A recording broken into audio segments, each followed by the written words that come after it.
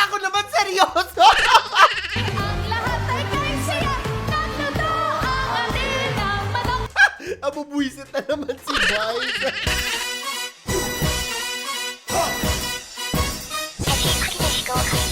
Grabe! Nakita niyo pa tong video na to? Talagang napaano na lang ako eh. Sana all! Si Manny Pacquiao, te! Nagparapon ng 1 million pesos! Nakakaloka! Iniisip ko kung paano ko gagastos kahit hindi naman talaga ako yung nanalo at wala naman ako dun sa event ni Manny Pacquiao. Pero grabe! Papanoorin natin to ngayon ha! Tingnan natin! Talaga yung mga tao kung makikita mo, ano rin sila eh, abang na abang din sila. Uy, mababago na yan yung buhay mo, diba? Kung ako man ang dami mo pwedeng gawin, pwede ka mag-start ng business, pwede kang bumili ng iPhone, kaya anong trip mo? Gusto mo yung kabado rin yun? Sobrang kabado din yung music, te! Sino kaya yung mananalo? Sorry! Ang dami ko komentaryo! Ang kapal! 1 million talaga yan, te! Mga 10 inches!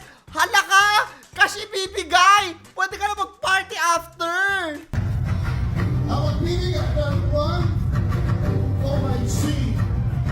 Oh my G!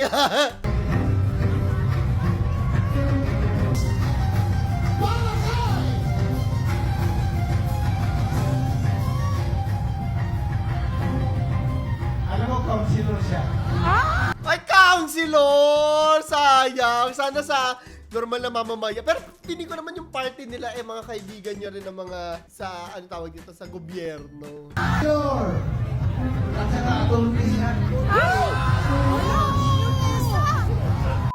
Ang saya ng araw nito! Kung sino man to! Hindi! Bakit hindi nagari?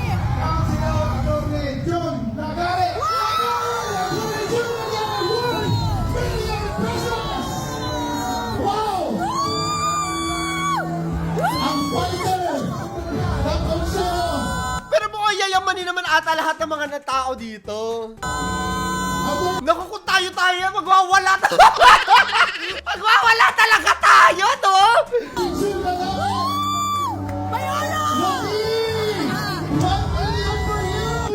Inuot million, sana all! Ay, nalaglag pa!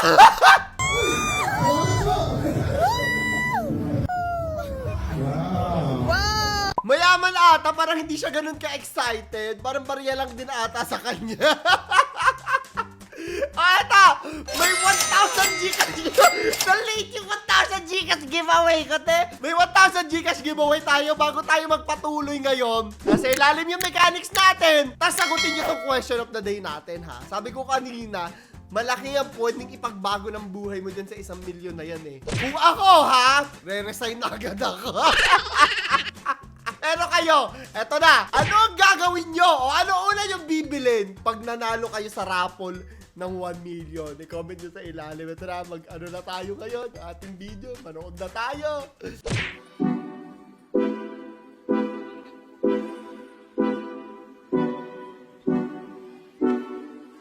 Kaisiga ng gabi. Akala ko naman seryoso. Ang lahat ay kaisiya, natuto ang atin ng manok. Abubuisit na naman si Vice. Ang manok na dinat. Pero alam mo ha, sa tingin ko, dinodog show lang ni Ann. Feeling ko kaya niyang kumanta kung siseryosohin niya talaga.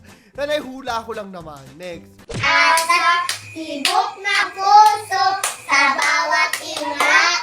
Ikat ng between, lamig ng Ha! Parang napanood din tayo ganito last year. Namakbo na lang sila. Baka sama ng loob pa yung maiginaldo sa'yo dyan. O ito sabi dito, outfit check! Eh, si Father!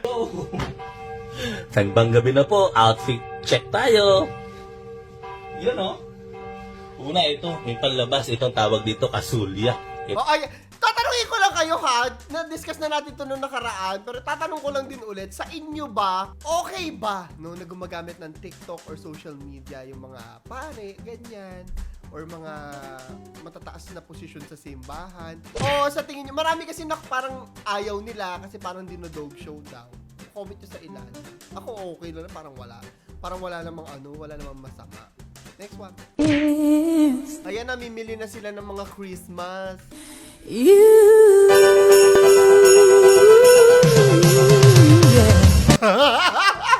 At ito na po ang kwento kung paano kinuha ng snake man si Alice Dixon. Ganyan pala yan. Aray ko. Mamamatay ako sa sarili kong joke. Pero ayan, alam na natin, actual footage ng pagkuha kay Alice Dixon ng snake mga Robinson. Iti-tiktok ko nga to, iti-tiktok ko nga. Next one. May 1,000. Tapos nung binuksan, it's a prank. Sino nga to naging meme to, di ba last year? This year lang ba naging meme? Hindi ko maalala, pero hi sa kanya. Buhay pa ba yan? Hindi ko alam. Next one. 热水还拍浪海，声音爱的爱着。 Nakakabuisit. May mga kilala ko ganyan talaga magsalita. Ang sarap hilahin ng dila. Lalo na pag first time nag-braces. Nag-braces din naman ako. Di naman ako ganyan magsalita.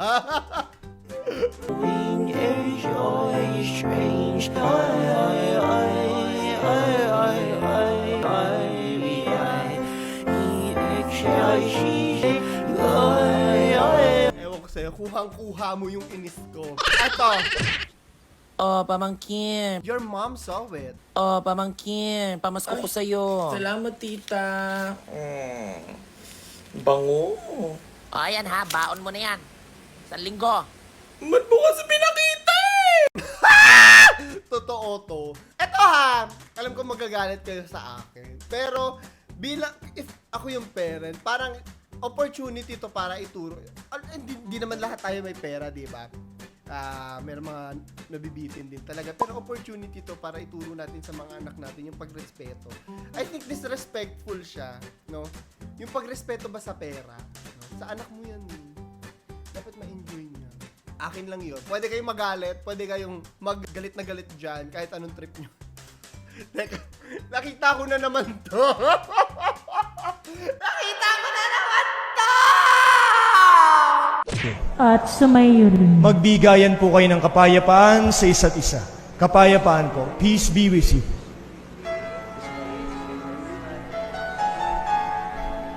Ayan na! Itadab natin. Sabay mo, Hane. Sabi niya, Mahal mo ako? Kiss mo ako? kiss mo ako ba yung sabi niya?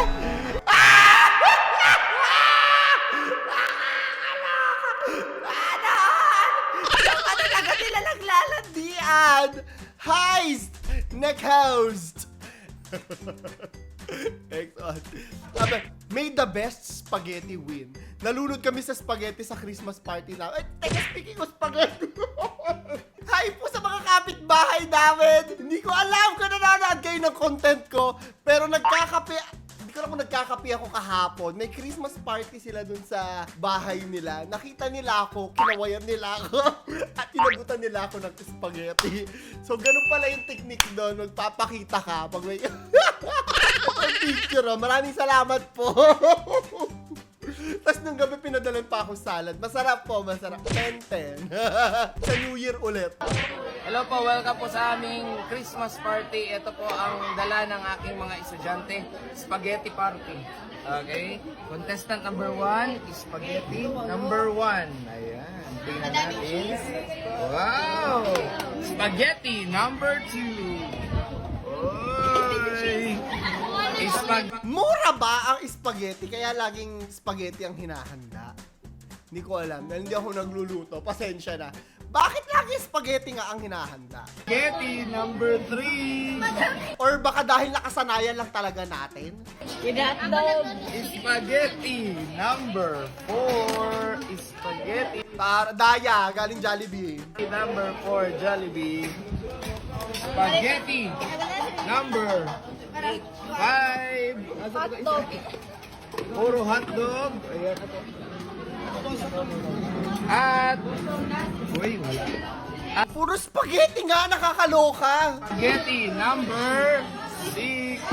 Wow. At ang tipid sa cheese. Ayoko niyan. Gusto ko yung nalulunod sa cheese yan. Sarap pag maraming cheese. Lasagna. Lasagna. Wow, spaghetti party. Ayan. Kaninong spaghetti ang mananalo? Kaninong spaghetti ang mananalo? Abangan. Oh, hindi namin nalaman kung ano yung spaghetti. O, ito ha! Speaking of nanalo, may 1,000 Gcash giveaway tayo. Ulitin ko yung tanong ko ha. Nasa ilalim yung mechanics. Kung kayo yung mananalo sa pa 1 million grand prize ni Manny Pacquiao, ano yung gagawin nyo? Ano yung una nyong bibilin? Ano yung una nyong gagawin?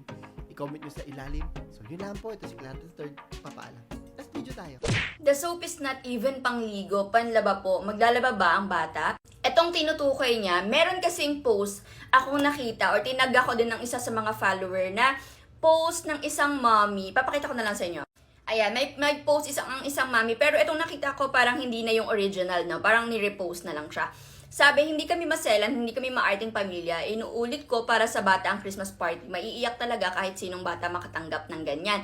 Kasi ang na-receive ng bata sa kanilang Christmas party ay itong, nakikita nyo yung box na yan. Tapos inside that box, meron siyang bar soap, merong parang safeguard, tapos may mga sachets doon. Ngayon, according dun sa post, umiyak nga yung bata dahil ito yung na-receive niya. Kaya tinanong ko din si Kali dun sa video, ano kaya magiging reaction ni Kali? Same reaction. Sabi ni Kali, she will feel sad. Pero nung pinaliwanag ko kay Kali na what if ayun lang yung kayang ibigay ng classmate mo, anong mararamdaman mo? Which is, sinabi naman ni Kali na parang tatanggapin niya yung gift pero ibibigay niya dun sa pinsan niya kasi nga hindi niya naman daw kailangan. So ano nga ba yung pwede natin gawin kapag nangyari to sa atin? Here's my take on this. Una, kapag nakatanggap ng regalo yung ating mga anak na hindi nila gusto, ayos lang, okay lang ma-disappoint sila. Let's acknowledge their emotions. Anak, sorry. Do you want some hug? Magpakita ng simpatya doon sa ating mga anak. Kasi again, all emotions are valid. Pero pangalawa, ito yung lagi kong pinapaintindi kay Kali, na ang regalo ay hindi tayo mag-focus dun sa bagay, no? Sa bagay itself. Ang pinapaintindi ko kay Kali ay yung effort ng ibang tao to give her something. Kasi alam niyo, hindi naman natin makokontrol yung ibang tao na dapat ganito yung iregalo mo, dapat ganito and so on so forth. Kahit na, alam mo yan, kahit na sabihin natin na Christmas party ng mga bata yan, blah blah blah and so on so forth, hindi natin kontrolado ang utak ng ibang tao. Pero kontrolado ko kung papaano i-manage ng anak ko yung mga ganitong klaseng scenarios.